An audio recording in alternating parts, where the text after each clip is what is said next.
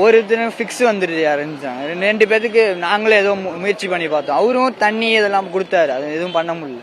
ஃபுல்லாக மூச்சடைப்பு தாங்க, கூட்ட நெரிசல் தான்.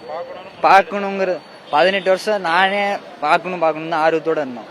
அவரும் எத்தனமோ சொல்லி பார்க்குறாரு, கர்ப்பிணி பெண்கள் வராதிங்க அப்படின்னு. ஆனால் அதே தான் பண்ணுறாங்க அவங்களும். மக்கள் மேலேயும் தப்பு இருக்குது, அவர் மேலேயும் தப்பு இருக்கு. தெரியுங்க ப்ரோ, நியூஸ் பார்த்துட்டு தான் ரொம்ப வருத்தம் தான் ப்ரோ. அவரை பார்த்து சந்தோஷம் கூட இப்போ எனக்கு இப்போ இல்லை. எல்லாம் இங்கே தான் மரத்தில் உட்காந்துருந்தாங்க, எல்லாம் மேலே உட்காந்தாங்க, கீழே உட்காந்தாங்க. இடம் சின்ன இடங்கள்னால நெரிச்சல், ஓவராக நெரிச்சல். எல்லாம் நாங்களே எல்லாம் கீழே விழுந்து எல்லாம் தொலைகிட்டு இருக்காங்க. பேக்கெல்லாம் விட்டுட்டோம். இல்லை குழந்தையெல்லாம் நிறையா காணாம தான் சொல்கிறாங்க, நிறையா குழந்தைய காணாம தான் சொல்கிறாங்க.